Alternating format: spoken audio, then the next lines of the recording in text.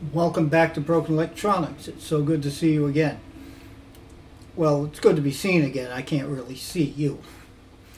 This is actually going to be a very special video for me personally. So much so that I'm going to dedicate this to someone who is certainly my most loyal subscriber. The encouragement and support and the excellent technical advice concerning how YouTube works has meant a great deal to me. She's my best friend, my most important family member, and heck, my adopted daughter. So, this is a very special day for her, June 16th, which is the day that this is going to be released. So, Sienna, I hope you really enjoy this. Anyhow, I'm going to start with an unboxing that isn't going to have a lot to do with the video, but this came in today and it's cool, and I'm going to open it and share it with you. Now, I've taken the opportunity to do the long slice here. Now to cut the tape along the sides. Yeah, I know, I should cut away from me.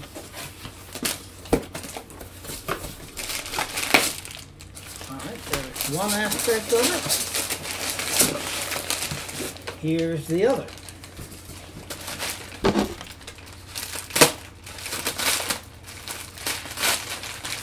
Cut through the tape. Paper packaging, that's nice. Although, we'll see when we get into it.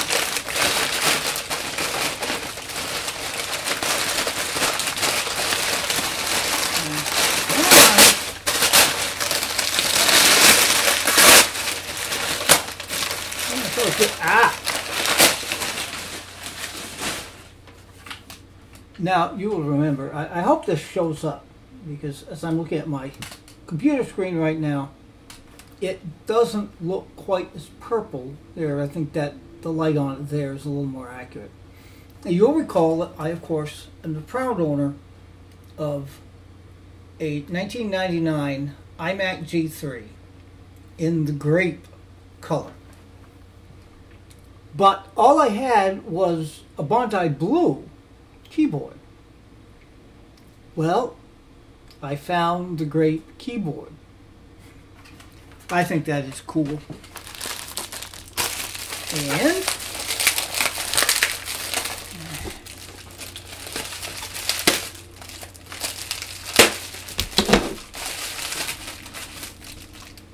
I've been looking for the grape keyboard for quite a while. I just thought it'd be cool to have to go with that iMac G3.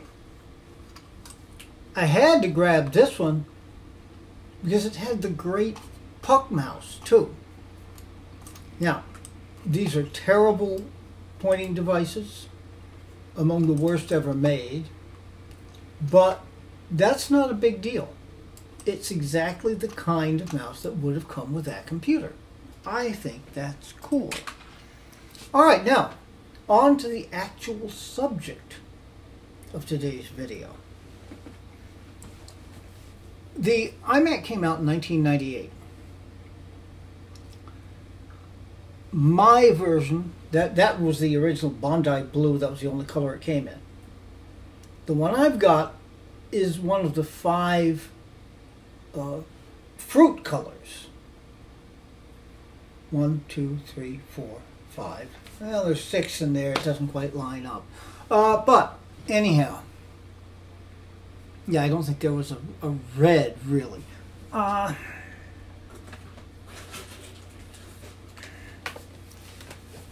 Based on the success of that, and you've seen, of course, and you saw the title of the video, so what the heck.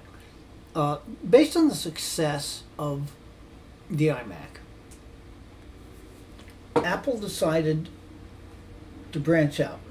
Jobs had set up this system of having different, only 4 different general product lines. Pro, both desktop and notebook, and consumer, desktop and notebook. Now, the iMac was the consumer desktop. So they then brought out the consumer notebook. This is one of the original iBook G3s that came out in 1999. So we're going to take a good look at this in this video. Hopefully boot it up, see what's on it, maybe think about what we might do with it.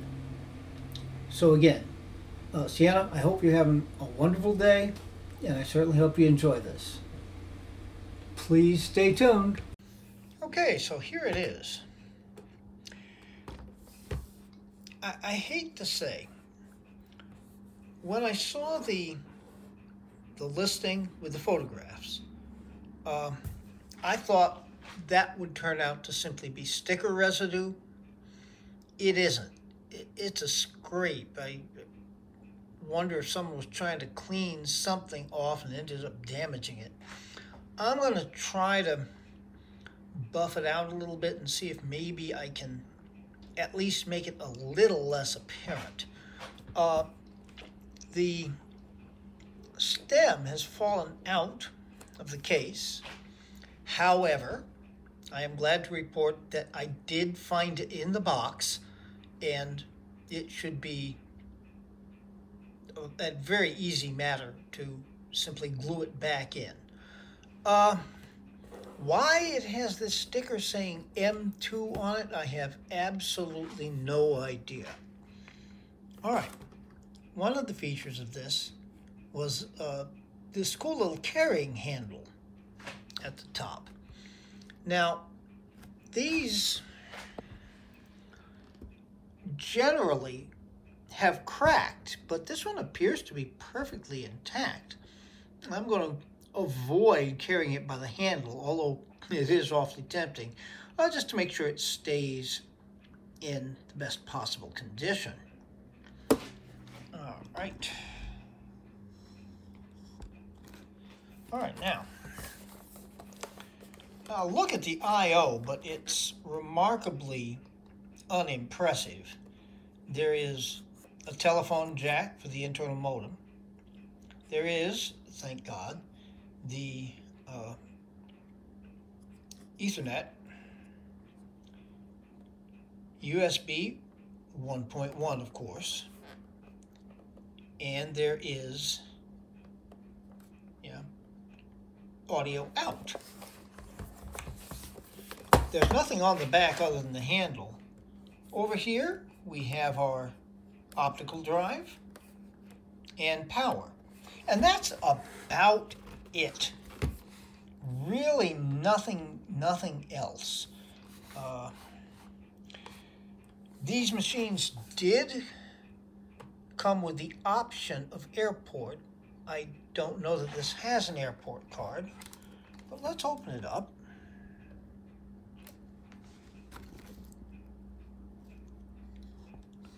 All right, we have the keyboard. Keyboard is actually pretty decent. Trackpad with the click button, as all laptops of this era tended to have. Single speaker over here, which I'm not thinking will be all that horrible. A power button. It's not going to power up right now, but there we go. And our screen. Now, just from the looks of it here, I can see the screen is going to require a cleaning, which I shall most lovingly give it. All right, now, what we want to see, of course, is the machine booted up. I do have it, and it actually came with the original charger. These, what were called the yo-yo chargers, because of the way the string resembles a yo-yo when you hold it. We got a standard Mickey Mouse plug back there, and then this would unwind. These weren't actually devised just for the iBooks. Apple had been using this kind of design for a while. In fact, I believe the PowerBook 1400, since I have one, accepts this, and I think it came with this. Now, it won't use this jack on it. It requires a different one. So, and I actually have that version of the yo-yo charger as well. All right, I'm going to reconfigure a little bit here so that I can give you the best possible look at the screen once we try to boot it up. So stay tuned. Well, here we are set to boot up. I set it right next to the iMac. I do have the purple mouse and the purple keyboard now, so all set up. Let me get this back here. This is about the best viewing angle I'm gonna be able to give you. I hope it works out pretty well, and forgive me as I reach around you to get the keys. All right, let's see if she powers up. A little faint, I don't know if you could hear it, but it did chime, and chime very quickly at that.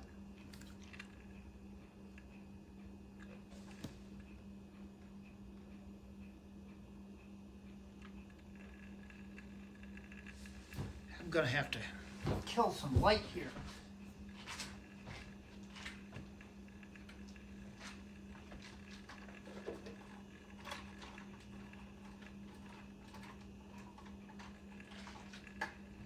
There, that's better.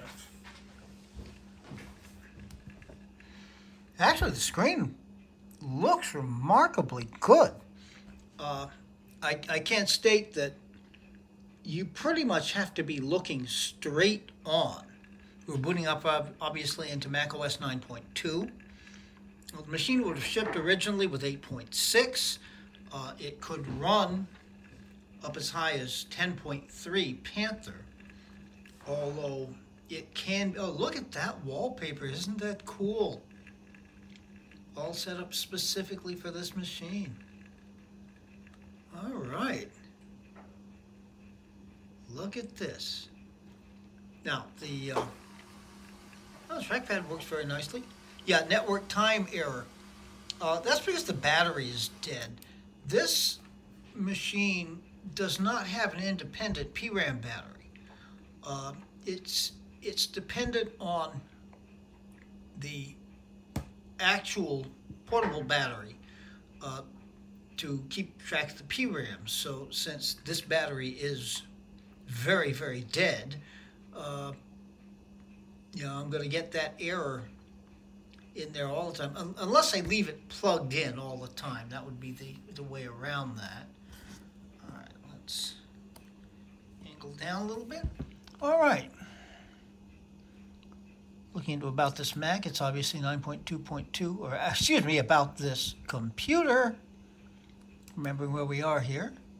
All right. Yes, 9.2.1 with the macOS ROM 8.5.1.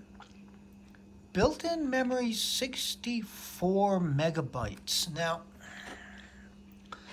these machines shipped either with 30, I believe it was 32 megs or 64 megs, which are on the motherboard. Now, you can increase, there is an expansion slot to add to memory. So that's certainly an option, and probably something I should have, if I want to get this machine running OS 10, adding a 512 module would make a big, big difference. Okay, that's about all we're going to glean from that. Now, let's look at System Profiler.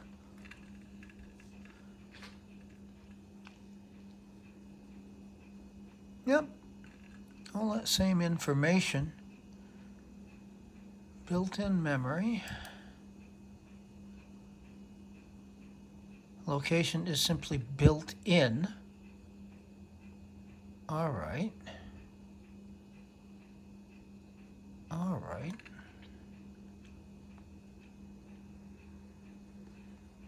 Now let's look at devices and volumes here. So we have a CD-ROM drive. Don't know if there's going to be any more information about that. A Matsushita drive, okay. And it will burn CDs. So that's something. Okay. Now, let's see what it tells us about the hard drive here. 5.59 gigabytes with 5.27. Yeah, this is probably going to be pretty much a clean install of 9.2.1. All right. Well, yeah, and that's quite normal. I think it can take up to 128 gigs, and that's another thing to think about for possible expansion of this system. And again, if you're going to run OS 10, this is interesting. Video AGP. This machine was one of the first of the Apple machines to come out that supported AGP graphics. And our card is ATI Raise Mobility with a whopping 4 megabytes of video RAM. Well, hey, 1999, what are you expecting? No Leopard for this machine, but a G3, you couldn't possibly run Leopard. All right, I don't think we're going to see anything different here. The driver version, etc. Okay, well, let's close out a system profiler. Yeah, these are the icons you'd expect to see here from a default install. I love this wallpaper. It matches the computer so beautifully. How cool is that? All right.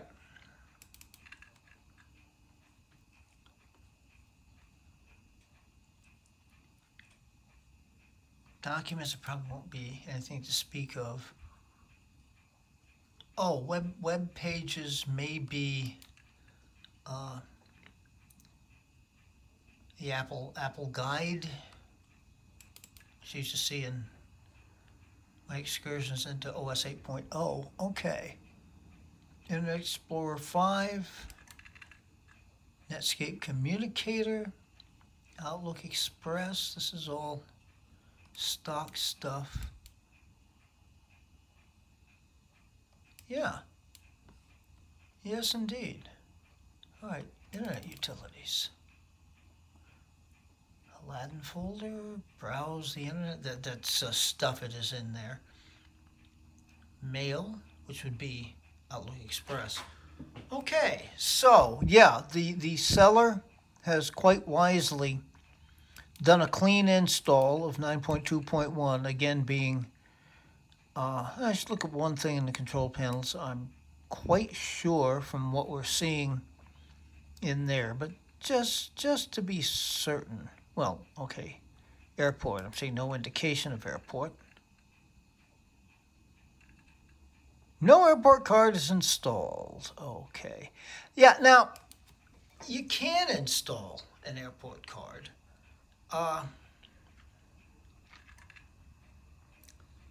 But it's going to be problematic. My Pismo, you may remember, has an airport card. And I did, the morning after I did the upgrade video, I went back downstairs and opened the thing up and seated the darn card correctly, and it showed up fine. It connects to my guest network. It can't handle WPA encryption at all, but it does connect to my guest network, which doesn't have a password. That's really why I set up the guest network. However, while it says it's connected, it can't actually connect to the internet. I don't know if there's a problem with that card, so putting in an airport card, well, if I'm going to do the other upgrades, these things are a pain to get into. If I'm going to do the other upgrades, yeah, I might as well do that too. But yeah, the one other control panel I wanted to look at. Startup disk. And yeah, it appears pretty surely. The only option is 9.2.1. Okay, so what are we gonna do with this machine? This is cool, and it seems to be behaving pretty well. I mean, the keyboard feels really good. I think that's fine, and all the keys are there. It's really pretty clean. I'm not seeing any problems with that. The trackpad works very smoothly. All right, so what I'm thinking, obviously got to do RAM, and replace the period hard drive with an SSD. I think that's a pretty clear one. I've actually got that old King spec kicking around doing absolutely nothing. Might as well use it for this. It'll save something. So yeah, get the RAM. I'm gonna take a look for a DVD drive. I think they did make DVD drives for this thing. And just see if I can get it to run Tiger. It's not supposed to be, but ex post facto would get it to run. And my reason, yeah, this machine is mostly going to be an OS 9 machine. But if you want to connect to the internet in any kind of realistic way, Tiger would be the option. Panther isn't really going to do it. If you're going to install Panther on this, you might as well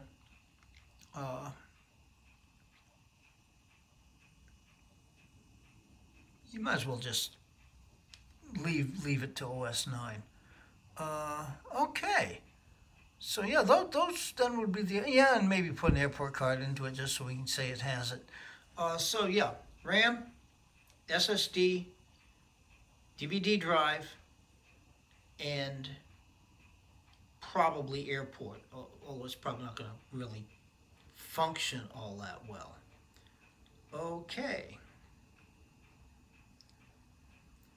So, thank you for joining in and taking a look at this machine. I think it looks absolutely beautiful. I'm going to try to clean it up some, of course. And thank you for joining me on this, to me, very special video.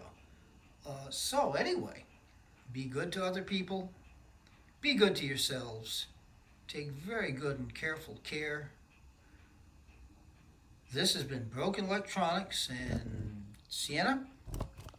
I hope you enjoyed this. Okay. See you soon, everybody.